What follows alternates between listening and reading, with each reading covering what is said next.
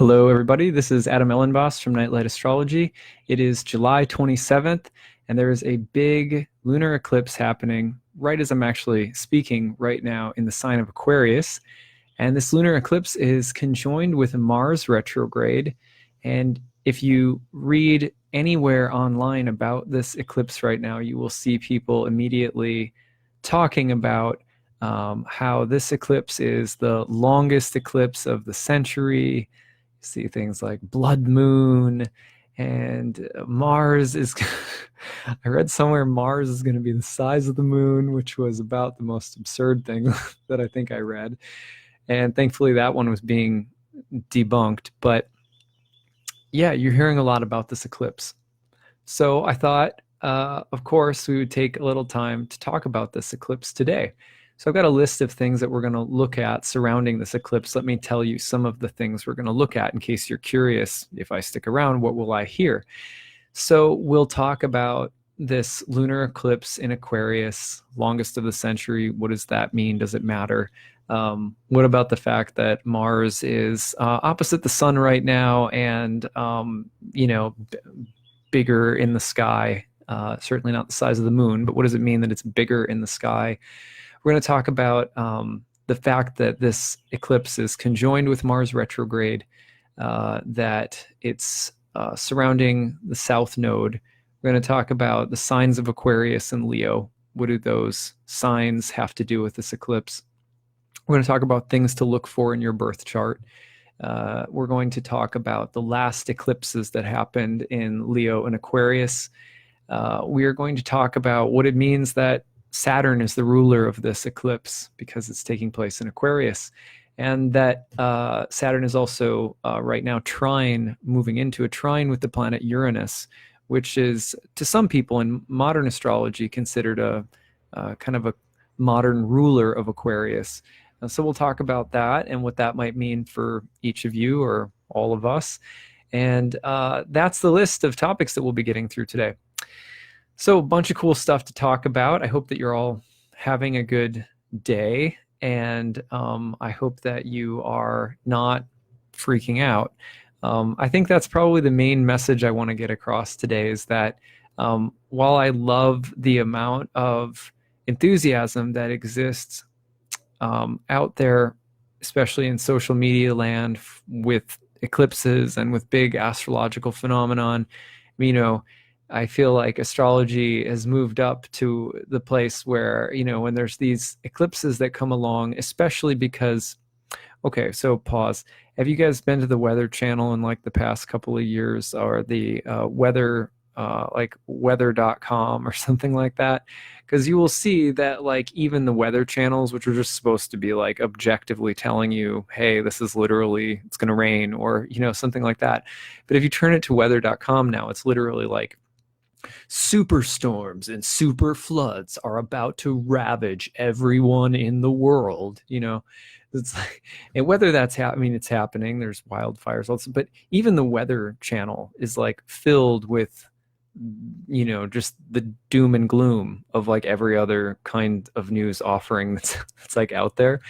So at any rate, I think it's interesting that these astrological phenomenon are getting tied into the media's interest in perpetuating the fantasy of apocalypse.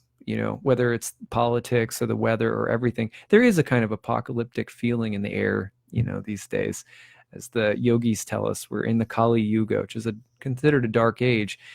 I tend to view things that way as well, but I'm still, I consider myself an optimist despite.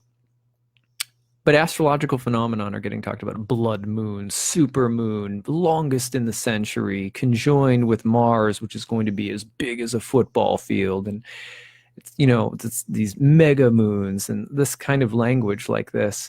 It's sort of like how I feel about CGI in films, right? Like when I was a kid, I watched Star Wars last night with my daughter because she wanted to watch Star Wars, so who's going to say no to that?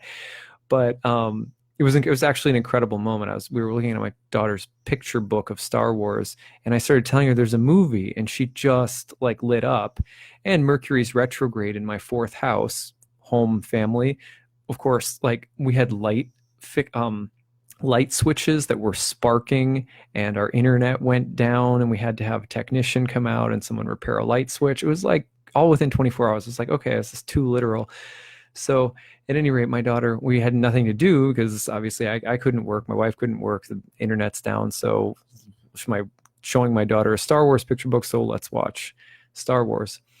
But at any rate, I digress. The kind of the apocalyptic fantasy of the world right now is very strong, and you'll see these mega everything everywhere describing the weather and so forth, and it's like CGI in movies. Like I love the original Star Wars movies because it took creativity for George Lucas and the producers of those series to make all of the monsters and to make, I mean, they were like, there's a lot more craft that went into it. CGI in some ways just feels sort of cheap to me. I mean, some of it's cool. Obviously, I have appreciation for the people who are out there crafting those things, have an art of their own, of course, but it feels kind of like it takes away from something very basic about it, right? Similarly, in your dreams, like when you go and you have a dream at night and it's very vivid, right? Do you really need your dreams like souped up on CGI? Like they have their own way of presenting their own lucidity, their own vividness, their own ability to speak in image. And I'm kind of a minimalist in that regard, where I'm like, we don't need to describe every single astrological event like it's, the next blockbuster CGI your freaking brains out, maybe have a seizure IMAX event. So that's just like my kind of semi-crabby feeling about it. But like, I just don't think we need to flip out. It's like there's been lots of eclipses, longest of the century. Does length matter? So let's start there. Does length of eclipse matter? I'm going to be daring here and say yes and no, right? So does it matter? No, it doesn't matter, because what really matters for the most part, as far as I'm concerned, is where is the eclipse falling in your birth chart? For astrologers, where is it falling in your birth chart? In personal natal astrology, where does it fall in your birth chart? Is it eclipsing any personal planets? And is this, I mean, one thing that I would say matters is, are we talking about, when you're talking, for example, about a solar eclipse, are you talking about a partial solar eclipse, a total solar eclipse? Is it happening over the area you were born or where you can currently see it? I think those things can matter. And the length of time that an eclipse is there, sure, that matters, especially if it's happening right over the place where you were born, or if it's happening right over where you live and it's falling in a sensitive degree in your chart. But when we spend time saying it's the longest eclipse of the year, it's the century or whatever, well, there has to be one, right? And there's probably got to be a shortest eclipse. And these kinds of pieces of information, for the most part, in my opinion, do nothing but really raise the alarm. They focus on the drama, and astrology was not created by people who were interested in focusing on the drama. Let me try to illustrate this for you guys. I thought I had my book sitting over here, but it was on my shelf still. So I want to read something to you from a buddy of mine, colleague of mine's book, Chris Brennan, who wrote a book on Hellenistic astrology. It's called Hellenistic Astrology. And so let's see. Here is some quotes from the early astrologers. I'm doing this because I want us to just be in touch with what early astrologers were saying, what they were thinking, and so forth. Let me make sure I've got the right page first. Here we go. Here we are. Okay. So,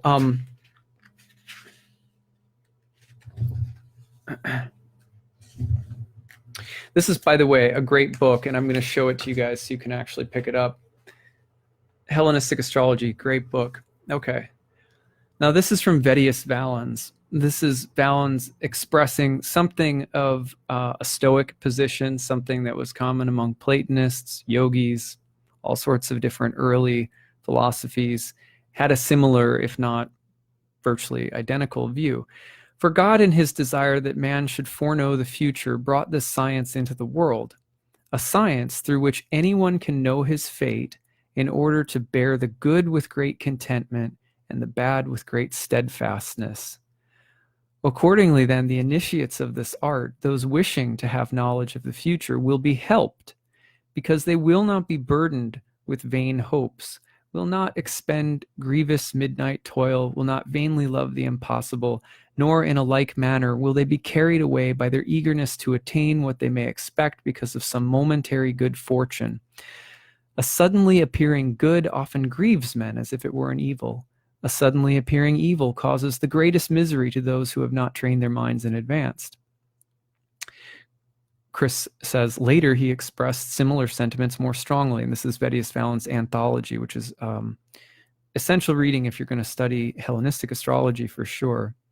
Those who engage in the prediction of the future and the truth, having acquired a soul that is free and not enslaved, do not think highly of fortune. That means they don't think highly of mega kick you in the face, break the door down, IMAX 3D glasses, astrological hype.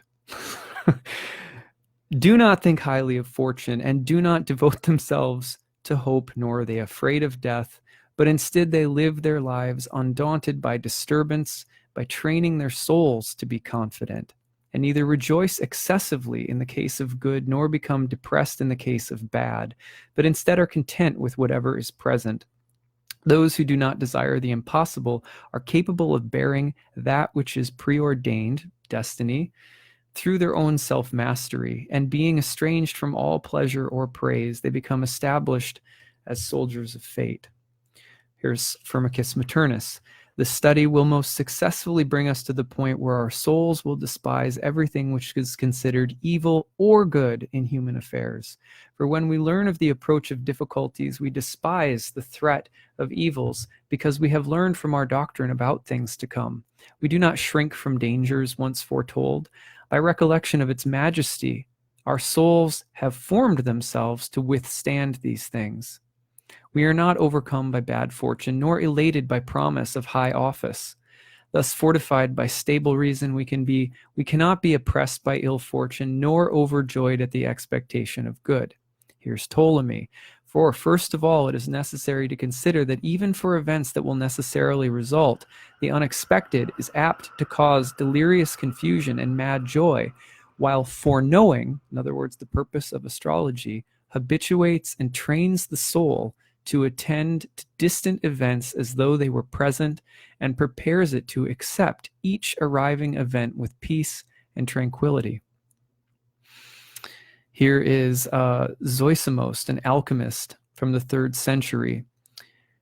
Hermes and Zoroaster say that philosophers, now he's also referring in a sense to astrologers, as a class are superior to fate. This is how you get free of fate. Because they neither rejoice in her good fortune, for they are master over pleasures, meaning they're masters of their senses. The word Goswami means master of the senses. Nor are they thrown by the evils she sends, as they always lead an inner life. So having an inner life is how we deal with the ups and downs of fortune in the world.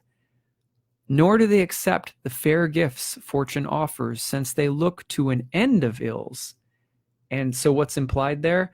If you're interested in what you're going to get, then you're only going to continue cycling through the wheel of fortune, where once you get something, eventually you lose it here in this world. And once you lose it, then you want something else, or you want something again, or you want something more. And so people who are interested in astrology train themselves to know something about what's happening so that they can remain balanced in their inner life, not eagerly expecting or anticipating things, not freaking out when something good or something bad happens. These are the views across the board of ancient astrologers. Now, take that or leave it, do what you want with that. But I wanted to start off by just saying, what defines what defines so much of the modern mood around events, whether they be weather or the news or astrological or whatever, is not really in keeping sometimes with why ancient astrologers were utilizing the technology of astrology in the first place.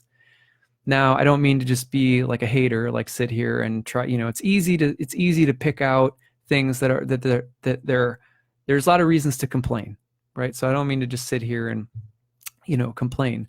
But when I look today on a Google search for meaning of the astrological eclipse, that's what I saw.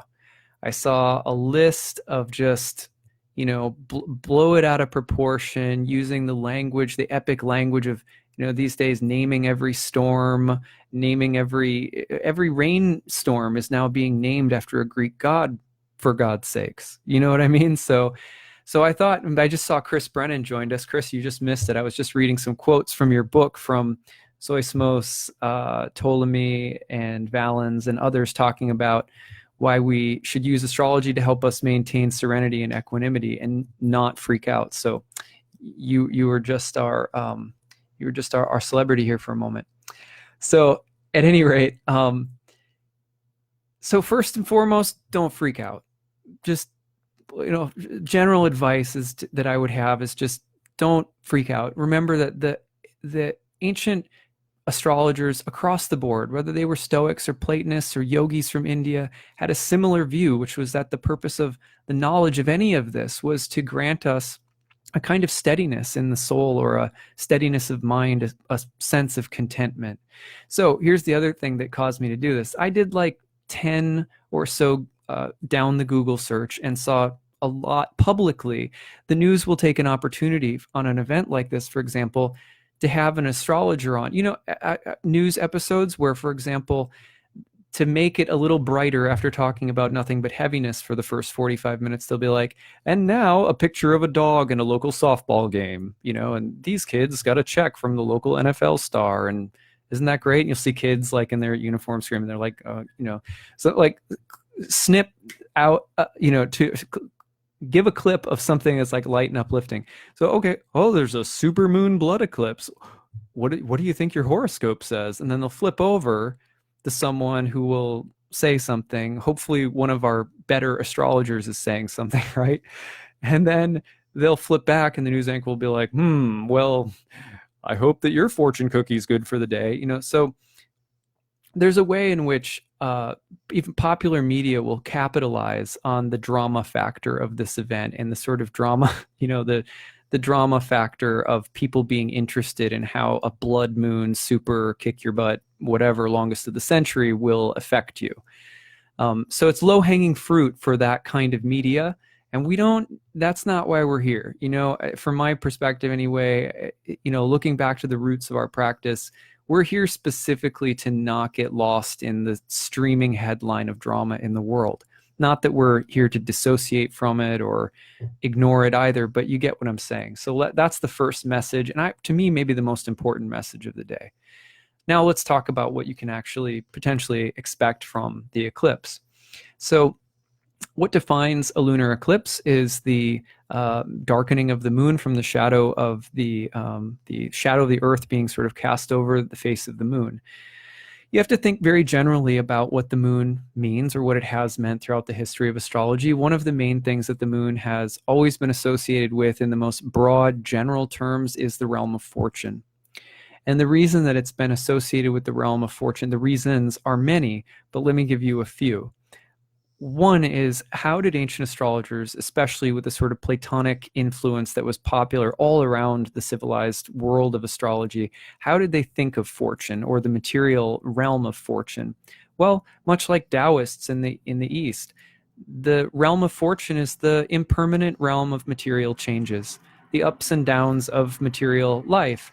whether you're talking about physical qualities like weather patterns and hot versus cold, damp versus dry, or whether you're talking about things like the ebb and flow of good and evil kings, of flourishing empires, or crops, or droughts and famine. The material world is filled with the cycling of opposites and with fluctuation, change, and impermanence. Things are always moving and things are always changing here.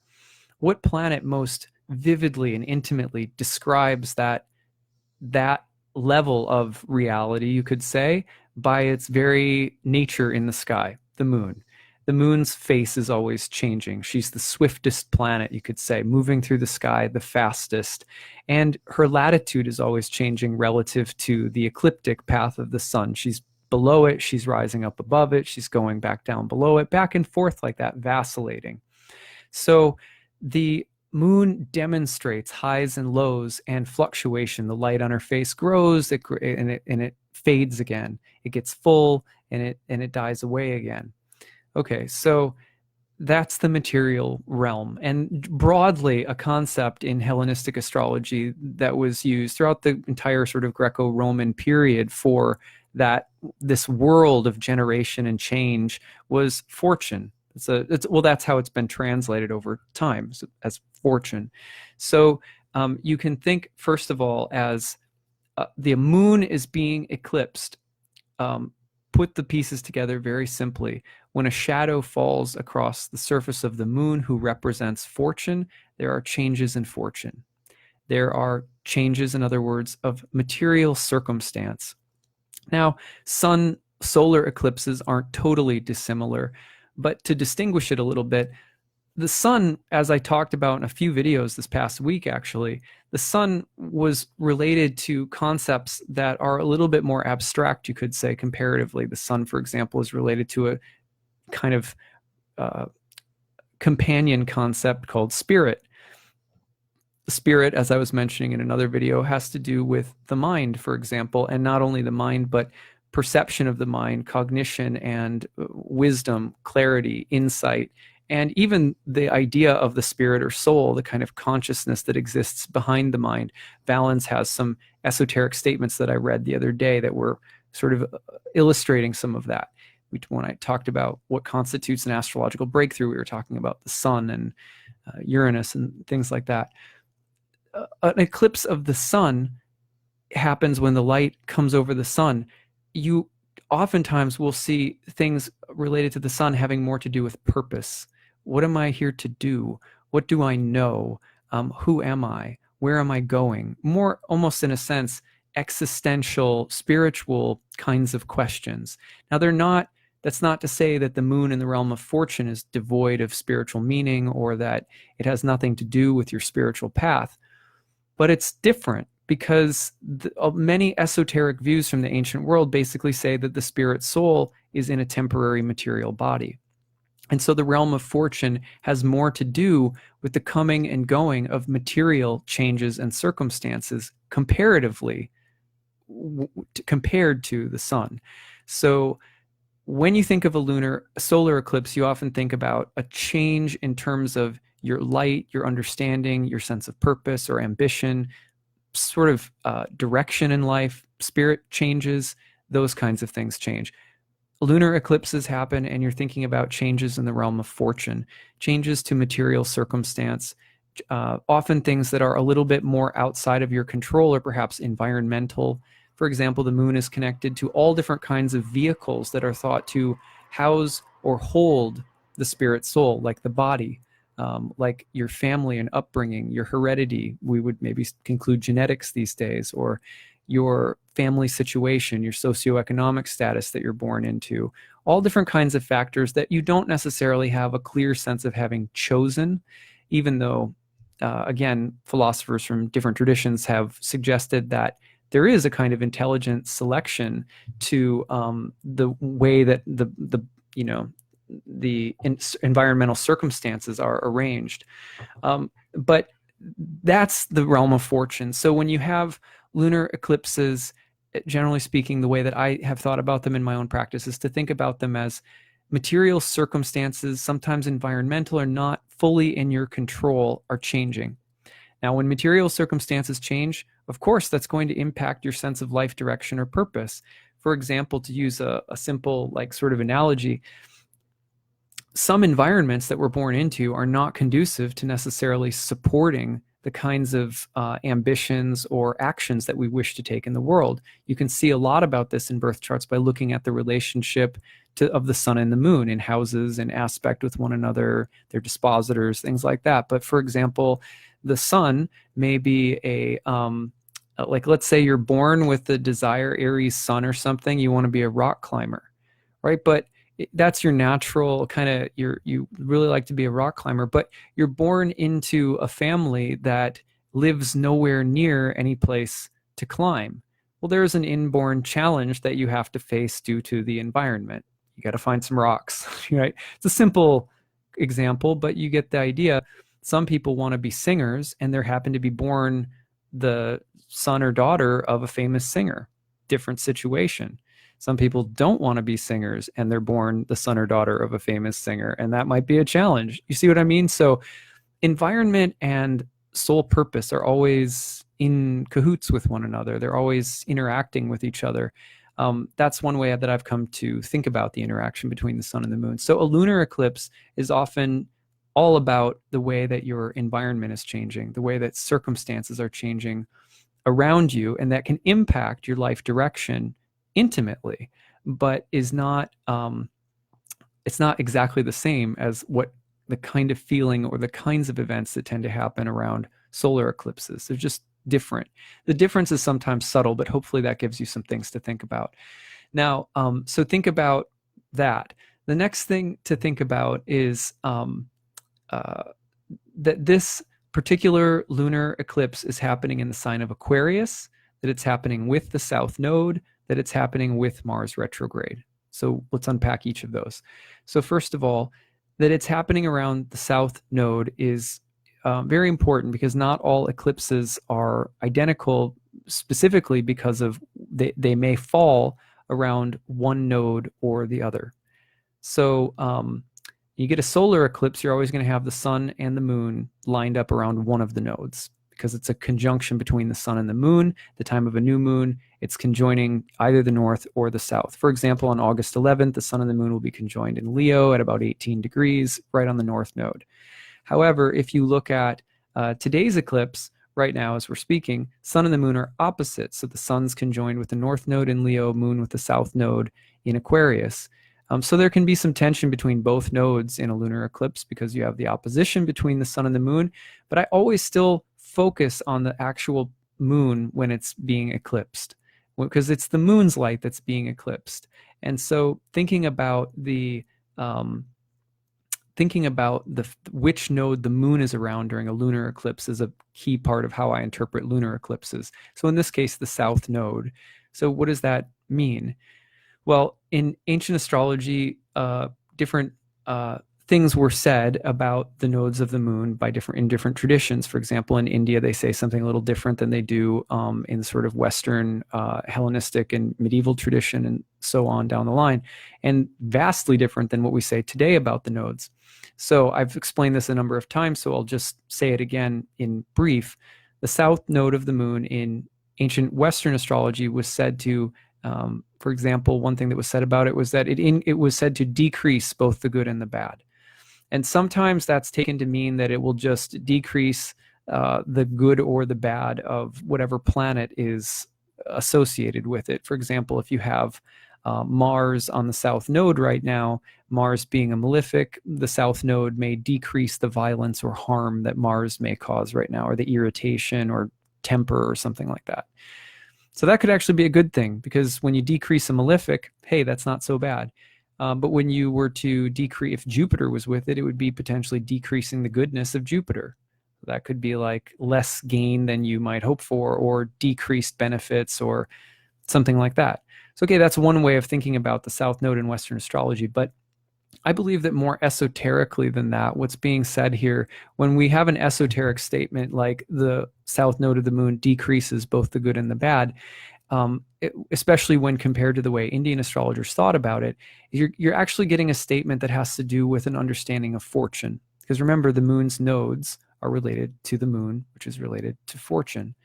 So when we say that the south node of the moon decreases both the good and the bad, what we're really saying is that the south node is related to a decrease in fortune. This is also why, in a sense, the south node is often related to Saturn, which is a planet of constriction, deprivation, and to some extent it's related to death and decay and decline. And so the south node is also related to that. But there are instances in the world of fortune, in the material world, where death, decline, or loss could be either good or bad. Because sometimes when things decline, for example, when a fever declines, well, hey, that's pretty good. But, when your money declines, you might not like that so much. Okay. So again, relatively speaking, there is a sense of decline or loss surrounding the south node in general. That's its sort of traditional meaning. But if you think about how and why Indian astrologers interpret it the way that they do, you get another sort of deep esoteric insight. In spiritual life, what are we concerned with? We are concerned, as the astrologers from the West told us, so I don't believe this is just unique. This is a philosophical position that's just unique to India. I don't believe it could have been, given the stance that those astrologers had that I just read for you, that they were just like, oh, well, the meaning of the south node is just negative because it decreases things, or you see whether it sort of positively or negatively impacts a planet in the chart.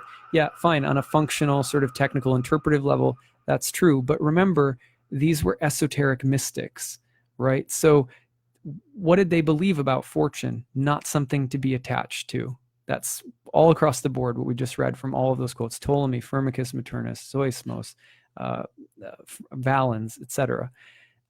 Marcus Manilius has similar quotes. You're not to be attached to the ups and downs of fortune. Well, similarly in India, what do they say about the south node? Yeah, it represents decay, decline, and loss in the material sense, but it's auspicious spiritually, because when there is loss in the material realm, when you have to let go of something, or things decline, or fortune goes down and decreases, generally speaking, it's more auspicious for spiritual life. Because think about it. If you lose a loved one, what is one of the first things that people always say when they lose a loved one? I'm reminded of what really matters. And what really matters are not these superficial things that I've been holding on to. I should have spent more time with this person, or I should have cared more for this person and my relationship with this person. Similarly, the south node is associated with loss, but the opportunity for detachment from the realm of fortune that arises when material loss occurs in life. And for that reason, it's auspicious. The north node, on the other hand, in Western astrology, said to be related to gain, both for the good or the bad. It increases both the good and the bad. Okay, so again, you could have Mars becoming more malefic, in a sense, by being conjoined with the north node, gaining in power, so to speak. It becomes inflated or something. North node of the nature of Jupiter. Or you could have, a planet like Jupiter or Venus conjoined with the north node, and it would look more happy. It would sort of get bigger and brighter and more auspicious. However, I believe, again, that the statement is more esoteric than just literal and interpretive.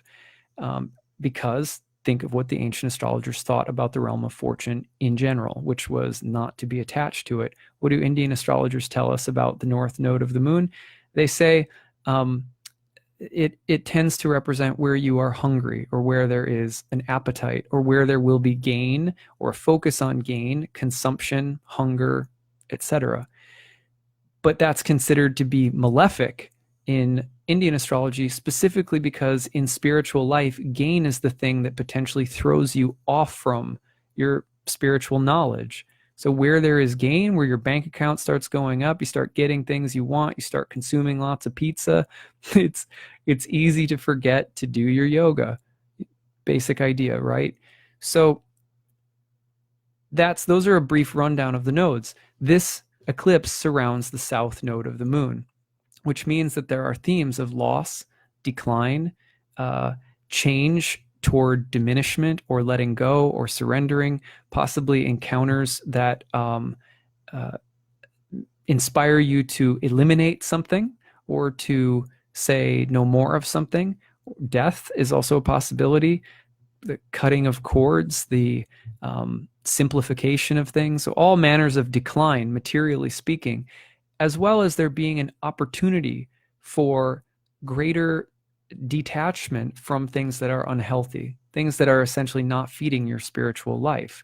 So that's a possibility for a South Node eclipse. And again, by feeding your spiritual life, I mean doing things that fulfill you on a soul level, a soulful life that aren't just about your attachment to the ups and downs of fortune, the streaming ticker of, oh my God, what's going to happen next? Am I going to get what I want? Did I lose something? Did I get something?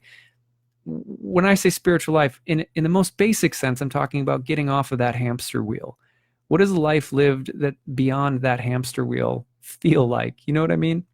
So the South Node may involve diminishment, loss, or decline with this eclipse, but the opportunity is there to also just simplify and get real about what's important.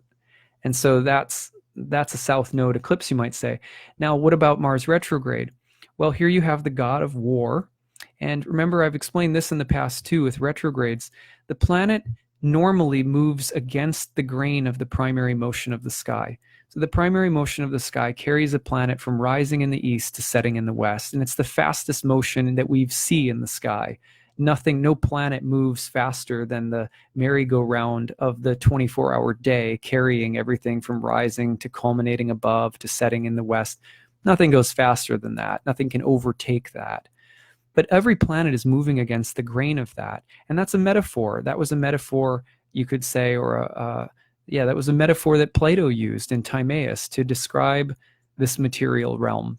In a sense, everything in this material realm is in some ways moving defiantly against the natural order of things, or at the very least is cycling in all different kinds of temporary forms up and down, round and round the wheel of fortune, despite the fact that behind the appearance of all of these various forms is something eternal. So that was a very Platonic idea that was associated with the primary and secondary motions. Similarly, in India, the planets are talked about as grahas or grabbers, things that you have to be very careful about because they can get you enmeshed in the material world, the realm of karma, the realm of the wheel of fortune. So the planets are representatives in some ways of, all the superstorms and the crazy headlines in the news, not just in a mundane global sense, but in a personal sense. So again, why are ancient astrologers studying this? To have some awareness of where all of these things are heading gives you peace in the soul. Now, Mars retrograde means that Mars, rather than railing against the flow of the primary motion, which was associated with the divine and eternal, is falling backward, which means that its motion suddenly appears to be going along with the natural flow of the primary motion. Now, that can mean a number of different things. For example, we talk about retrograde planets being frustrated. It's not that they're in a sense, they are frustrated, but it's also about surrender. So you have two ways of thinking about it. For example, Mercury goes retrograde in my 4th house yesterday, and that's my house. That's the house of home and family, right? And internet goes down. There's sparks coming out of some light switches in our house, and I have a lot of work to do. I got to get this presentation ready for tomorrow. You know what I mean? I got horoscopes due. My wife's about due with a baby. Like, I've got stuff to do. I can't have the internet going down right now. So is it frustrating? Yeah, it's frustrating. The normal will of the planet to go and do all of the stuff that it wants to, it's reflecting the things that I want to do in this world of fortune, right? All this stuff. It turns retrograde. It falls back into the primary motion. In a sense, it becomes helpless. It loses its volition. It loses its will, reflecting that I lose control of some things. Things in the environment go bonkers, especially mercurial things like wires and technology and internet and so forth. But if I practice what I preach, then what did I do? I was like, okay, let's breathe. And this means that there is a moment here for me to surrender. So frustration, but also surrender into a greater sense of providence that's unfolding. Providence can unfold in our lives in both good and bad ways, subjectively speaking, in things that we like or don't like. And if we trust the greater intelligence of the cosmos, that it always intervenes at the right moment, that we're in good hands, that everything is okay, even amidst the difficulties in life, you can trust that. It takes a kind of faith. Then these moments are no longer frustrating or about the loss of will, but about an opportunity to surrender, about an opportunity to get curious about something that's happening. So similarly, Mars retrograde can indicate that, hey, your will, especially Mars being related to the will, action, aggression, competition, dominance, survival, hunting, what do I want, desire. Your will can be frustrated. So your Mars falling back into the primary motion can also be your will being surrendered. Not my will, but thine kind of mentality, you could say. So Mars falling back into the primary motion is about the frustration of will, the frustration of action, the frustration and anger and hostility that builds up and sometimes blows up, because when people get frustrated, when they are blocked or thwarted, they often get really belligerent and angry and violent. Case in point, I'll show you this just because I don't want to bring up the news too often in my post, but headline on CNN today: Cohen's war on Trump, right? And if you look between the lines of that dynamic, regardless of where you stand politically, what you see is a struggle of wills, right? One person's will sort of pitted against another, and there's feelings of frustration, that are mounting between these and two people, that their nemesis relationship, you could say. That's a simple headline. I don't mean to, pick too low-hanging fruit, but this kind of thing where there's grudge matches, or where there's a feeling of, just lashing out or getting extreme or intense because you're frustrated, that, or you're feeling blocked or thwarted, especially when you pair that with a lunar eclipse around the South Node. Circumstances are changing. Maybe there's not a lot you can do about it. Maybe the will is feeling frustrated. So that's how you put together the theme of lunar eclipse. Circumstances in the realm of fortune are being eclipsed or are changing, maybe not exactly the way you chose, planned, hoped for. Maybe it feels a little bit outside of your control. Maybe it's really frustrating. Maybe there's a sense of helplessness. Maybe there's built up anger and frustration. Maybe there's Mars stuff happening that also feels like it's a little blocked or inhibited. Okay, so the other thing that can happen is this can indicate the breakdown of people's will, and that can be a good thing. The breakdown of a person's will, if they're a mean, nasty person, isn't such a bad thing. If I can't effectively do evil deeds, right, then that's not the worst thing in the world. So I have to look at that myself when I've been frustrated lately and have chosen to sort of try to lash out or fight the whatever is blocking me, that I'm like, you know what? It's probably better that I'm being blocked right now, because look at what a jerk I am. You know what I mean? Like, you can have a moment like that that's being put in our place a little bit is not always the worst thing, in other words. So the other thing that can happen with Mars retrograde is, let's say, it can go the opposite direction as well. Mars retrograde can also be sometimes, in order to find our vision, our mission, our sacred warrior calling, to use kind of a cliche, you have to lay down the sword. You got to lay down the sword in order to find the true mission. There's how many times have you ever seen this somewhere in a book or a novel or a movie? The warrior lays down his sword in front of a wise man or a king or a leader that he admires and says, I'm no longer fighting based on my will, but let my will be in service to your cause or your mission. That's a noble moment that I think we sort of love, at least those who love hero movies. We love that moment. But that's kind of what it's like for us personally right now as well. Some things are not worth fighting for anymore. Other things are now worth fighting for. I'll say that again. Some things no longer worth fighting for. But something new, now it's worth fighting for. It can be like that, a change of priority that refocuses where you apply your will, your fight, your courage, like that. It may also involve diminishment, decline, or changes around you that are frustrating. But sometimes we have to be frustrated to find the real cause, the real vision, the real mission. There's also, to me, a kind of Joan of Arc signature in the midst of this, because when Mars is falling back into the primary motion of the sky, it's also as though we are listening for a vision from a transcendental place.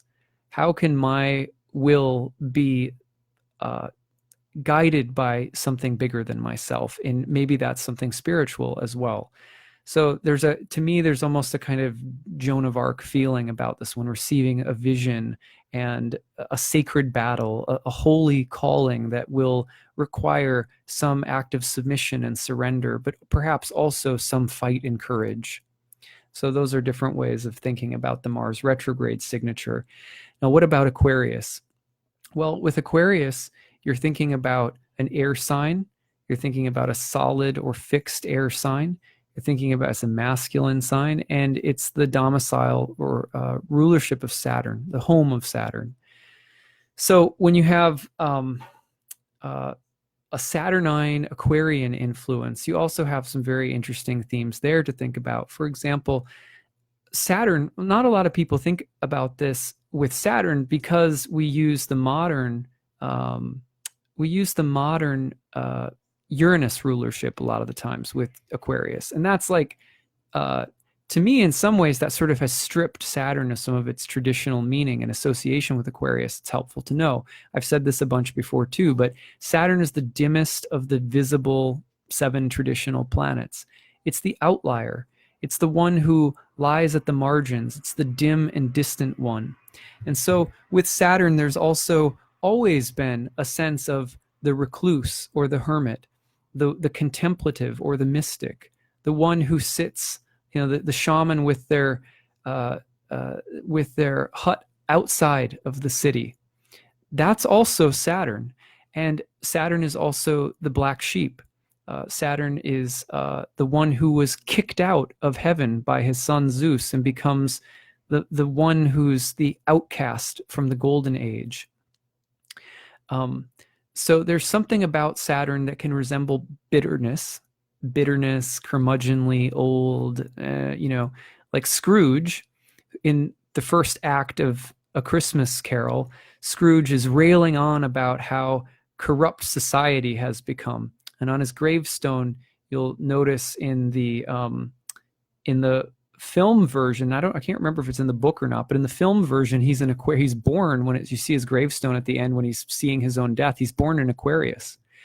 But at any rate, that theme of everything's wrong, everything's bad, what's wrong with the world, I'm not going to give any charity, whatever, it was better when I was younger, that can be Saturn. The feeling of having lost out or having been forgotten, growing old. You hear like some of my own grandparents before they passed got real bitter like that, and that can happen. And that's sort of Saturn. But Saturn is also what it's like to be, on the outskirts of the mainstream when there's a cultural revolution happening. That's also Saturn. So the marginalized and the outcast, the misunderstood, all Saturn. So right now, the holy mission, the frustration, the loss, the change of circumstance may also involve the very intimate themes of outsider, of outcast, of that which is marginalized, of that which is being persecuted or oppressed, of the vision or charge to take up arms against the oppressors, of finding new ways to fight old battles, of things from the past, old wars, old battles, and things coming back from the past to face them again in a new way.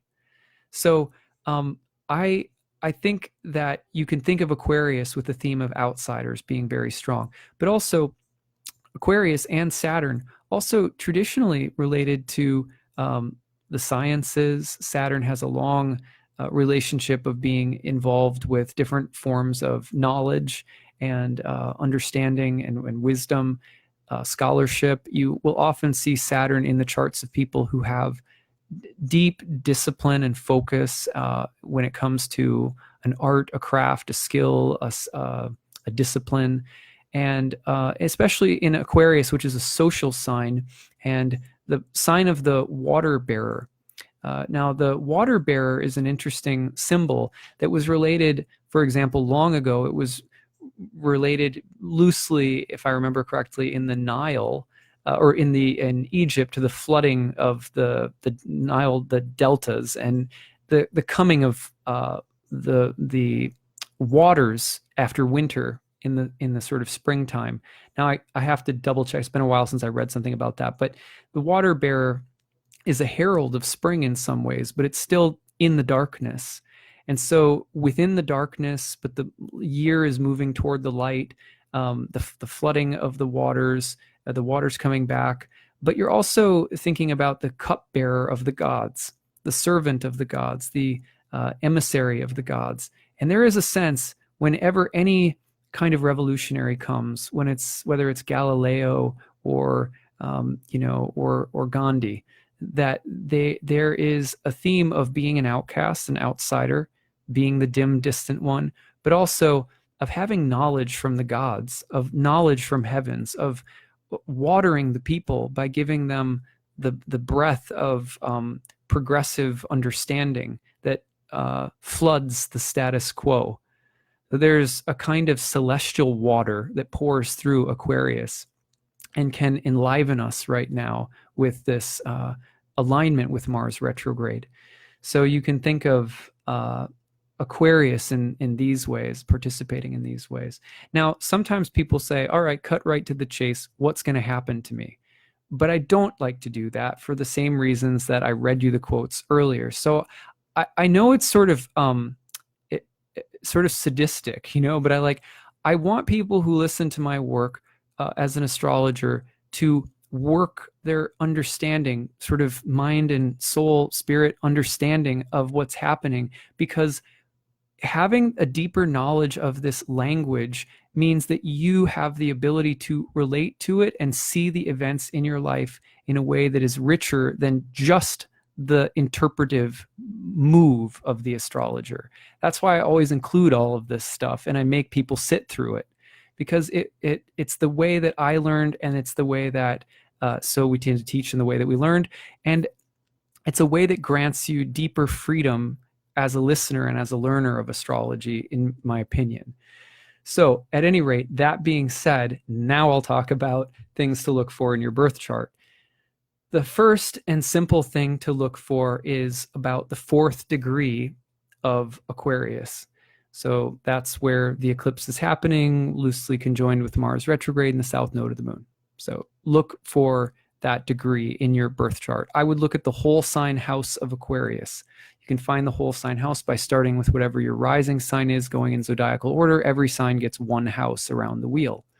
Go to the house of Aquarius, look at the topics of that house, and think change of circumstances, eclipse of events happening that are sort of beyond my control, an eclipsing, the frustration, the breakdown, the change of direction, the holy mission, the outsider. Think of these things that we've talked about, and don't just go, okay, so that's going to happen. Okay, good. Now let me just pop on my sunglasses, hit my my cyber Ferrari, and keep going 90 down the spend time with it. Spend however you do, whether just my talk or taking in more reading.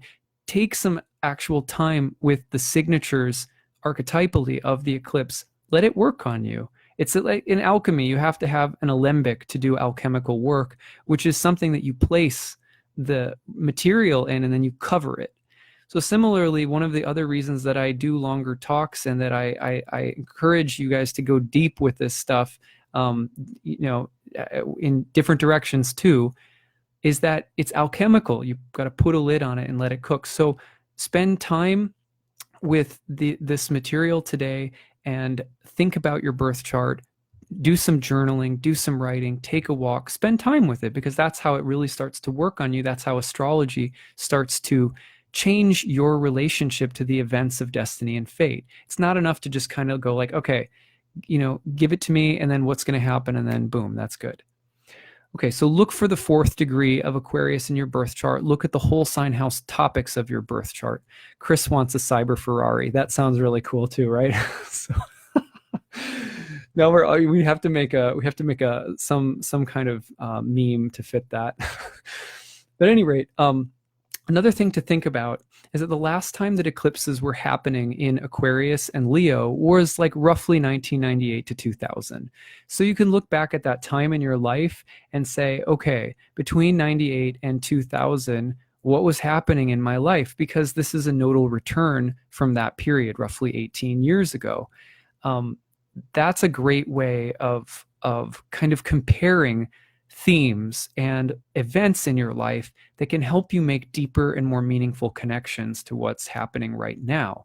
So I could tell you some personal anecdotes, but it's getting long, so I won't. Just look back at 98 to 2000 and think, when if you look at your birth chart especially, what was happening in my life in the house ruled by Aquarius. For example, it was the 9th house, maybe higher education or long journeys or spiritual or religious things. The 10th house, your career interests, or your 11th house, maybe your friends or social circles or groups. If it was your 2nd house, maybe finances, your 1st house, health, 3rd house, your mind or siblings or something like that, or the 4th house, home, family. Look at the house and then go back to 98 to 2000 and go like, what was happening? So I think that's really interesting. It's a great way of making connections between themes and events anyway. And sometimes there'll be like eerie connections, like just crazy, interesting repeats of themes that are very super similar. Now, so I'll say that generally. Christina wants me to tell us an anecdote. Okay, well, let's see. I thought about a few, but all of them are so personal and intense. I'll give a very simple one. The very first time that I basically the very first time that I ever like had an experience where basically where I wanted to have children. I realized that I really, really wanted to have children. With eclipses falling in my 4th house of Leo, Leo's in my 4th. Eclipses falling in Leo in my 4th. I realized I really wanted to have children. However, there were eclipses landing in my 10th at the same time. And the woman that I was dating was like just hell-bent on like graduating from college, getting married and having kids and just settling down right away. And I was in the meantime becoming deeply interested in philosophy because I had eclipses also falling in my 10th house. There started to be a theme of dissonance between the desire to have family and the desire to work. And so there's those eclipses falling across the 10th and 4th house axis. So similarly today, for like the past year, my work has been increasing while we're waiting for our 2nd daughter. And I've been like flipping out, being like, how am I going to do both of these things? Really similar themes have been prevalent for both times. So that's just a simple example. I have others that are more intense, but I'll leave it at that. Anyway, okay, so those are 2 things that you can look for.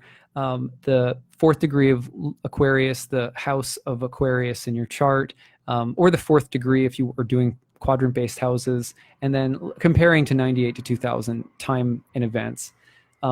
Now, the other thing that I want to mention is that this eclipse is taking place, as I said, in the sign of Saturn. And it's always important during eclipses to look at which planet rules the eclipse, which house, celestial sort of zodiacal house the eclipse falls in, and what is the ruling planet. So in this case, it's Saturn. And Saturn is in Capricorn right now, but it's about to make a trine to the planet Uranus, where it's roughly loosely in a trine with the planet Uranus. Now, let me just move my chart forward so that I can get the exact connection between the two. It doesn't, if I remember correctly, it doesn't occur perfectly. It gets close, but it doesn't perfect exactly. But they get to within, like, I don't know, 14 or 15 minutes or so of an exact trine with one another, but they don't quite connect. So you could interpret the don't quite connect part maybe very technically and say something is going to happen, but it doesn't quite happen. It almost happens, but it doesn't.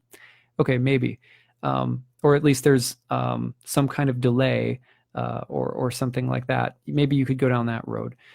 I would prefer to just look at it as a straight Saturn is moving into a pretty close trine with Uranus. You're still going to feel the effects. So what does Saturn trine Uranus look like, and how is that also subtly shaping the themes or events of this transit? Okay, so Saturn, which is a planet that can represent more conservative qualities like discipline, focus, sobriety, seriousness, as well as mortality, old age, time, etc. But also, in a sense, wisdom, like the wisdom of a grandfather or grandmother, or the wisdom that comes, or the accumulation of accomplishments that come through hard work over a long period of time. Also, just generally decline or privation, etc.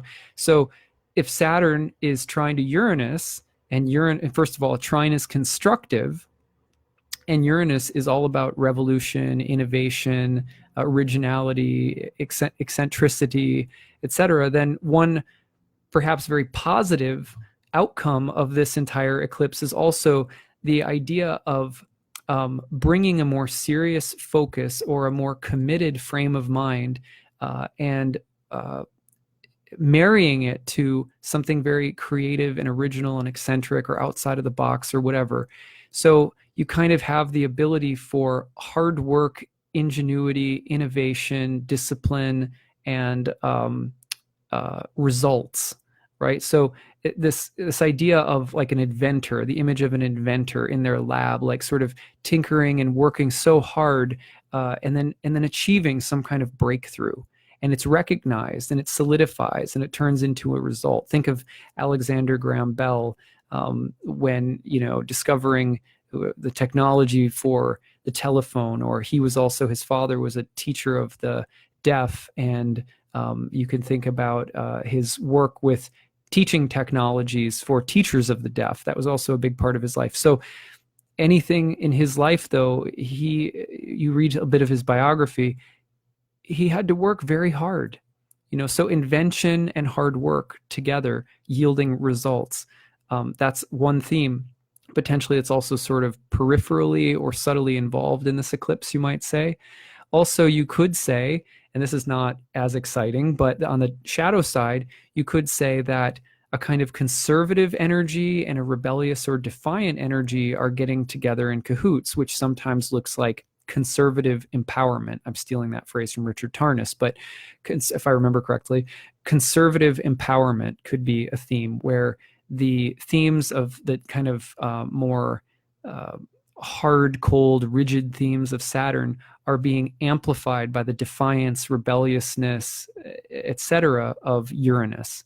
So those are also possibilities. So you have to be careful that this eclipse doesn't generate within you, for example, with the Mars retrograde, some theme of embittered resistance or embittered defiance or embittered willfulness, hardened, a kind of hardened, aggressive, and maybe somewhat impulsive streak. Being careful about those themes. So at any rate, the underlying Saturn-Uranus trine is interesting, though, and it's very active, especially over the next month, 2 months. So you could notice those themes playing out sort of within the symbolism of this eclipse. So I don't want to say too much more about that, because I think that pretty well sums up some of the themes. And if you know a little bit of astrology, just combine the themes of Saturn and Uranus through the sort of, remember, trines are thought to be sort of the nature of Jupiter, which means that when two planets get together in trine, things tend to increase, or things tend to get together and grant and confirm or affirm and so forth. So you think about that with Saturn trine Uranus. Now, finally, in the midst of all of this, we haven't said a thing about our friend Leo. So we're going to close with some thoughts about Leo. Leo is holding the tension of the full moon. It's this, the sun in Leo is with the North Node. So you also have to think about the balance between Aquarius and Leo. And I'm just going to pull, some very basic things out of the hat that everyone probably knows. For example, Aquarius is much more comfortable, or maybe not comfortable, but much more aligned with the role of the outsider or the progressive visionary or something like that. But there's a Saturnine theme. Can also be dogmatic, Aquarius. Leo is, more interested in the spotlight and more interested in doing things in a way that will garner a positive response. People, at the end of the day, this you can't miss the sun. You can't miss it. And so if the sun doesn't give us warmth and life and growth, we might all really not like the sun. It's not totally a surprise to think that in India, the sun is considered, in Indian astrology, the sun is considered something of a malefic. Well, I can tell you from being there in a cold season that I understand where they're coming from. It was very, very hot there, while I was there. So at any rate, but everyone would probably protest, if the shining sun every day didn't do nice things like make us feel warm and make things grow. So Leo, very similarly, is very aware of the fact that they're seen, that they're visible, and that that appearances matter, and they're aware of their audience in a way that Aquarius doesn't always care to be, you might say. These are cliches about the signs, but you can think with the sun and the North Node, there's also the temptation, speaking of the North Node, to increase something, to be more visible, to be more popular, to be more well-liked, and the hunger for more recognition or something related to your ego being hungry right now. In contrast to Mars and the South Node and the moon eclipsing, offering you an opportunity perhaps for something, embracing your outsider status, fighting for something that's not popular, not caring so much how you look or how you sound, taking a somewhat more defiant or rebellious stance. Those two are a little bit at odds with one another, which also means there's an interesting opportunity for integration. How do we say or do something that is defiant, outsider, different, cutting edge, progressive, without losing track of the fact that it helps if we're also liked while we're saying it or doing it. It helps if we're also we have somewhat of a stage presence. So those are some brief things to think about between the tension between Aquarius and Leo, both the good and the bad of it. And I'll just leave it at that and just say that you could also look at the opposite house of Leo to see where the tensions between two houses and their topics, which tend to work in binaries anyway, are also tense or pronounced right now. For example, if the Leo is in the second and the Aquarius is in the eighth, maybe there's some tension in finances in your relationship. So it's my money, or what bills do I pay and what do my partners pay? Or, you could see tension between opposing topics in your life during any full moon, but maybe in particular under a lunar eclipse, the tension is more pronounced. So that's what I have for you guys today. I hope that this was interesting. As always, I'll look up and see if there are any questions. Otherwise, I'm hope that you all have a wonderful eclipse, and remember not to go freaking out. Okay, we don't get in your cyber Ferraris. But if anyone comes up with a good cyber Ferrari meme, I would love to have it posted on my wall. Okay. Sharon says it was announced today that North Korea has returned the bodies of men killed in the war. This is also Armistice Day, the day the war ended with North Korea. Yes, so definitely the recollection of a past battle. That fits very well.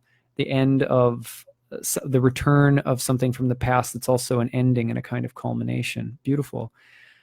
Dreamt Joan of Arc came and pulled me out of bed and said, "You can do this," when I was fighting corruption. Nice. Spencer, man, Adam, your advice and wisdom go so far beyond astrology. It's really a gift and honor to hear you speak. Oh, thanks, man. That's really nice of you.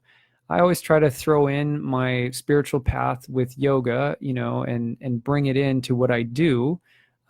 So I'm always glad to hear that people find some resonance there. Chris wants a cyber Ferrari. I want to get Chris a cyber Ferrari because I just feel like one of my favorite astrologers should have one.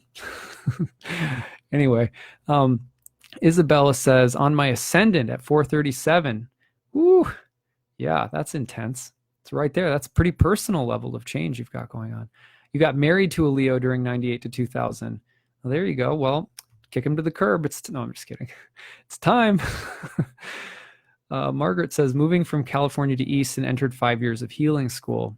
Nice. Nice. So maybe there's some theme of return to schooling or the wisdom that you had back then that you were studying, coming back, studying it again or in a deeper, different way. Spencer, I heard Jeff Buckley's music for the first time. Oh, wow. That's super fascinating. Yeah. And I know he's been so important for you in your trajectory as a musician. By the way, if you haven't checked out Spencer's music, Spencer Michaud, I hope I said that right. Michaud. Go and check out his Jeff Buckley tribute concert that he participated in. You got to hang out with Jeff Buckley's family, an incredible musician. Big fan of Spencer's work. Let's see. So in alignment with what I'm experiencing. Excellent. Such healing medicine for this total lunar eclipse. Thanks, Christina. You bet. Lots of thank yous. Good. So glad this helps. Lightning strikes the soul that needs to be turned inside out. That is the lyric of a new astrological Metallica band that we are going to form with Spencer, and we're all going to drive cyber Ferraris. Okay. All right. That's what I've got, guys. You guys have a very beautiful day. Take care.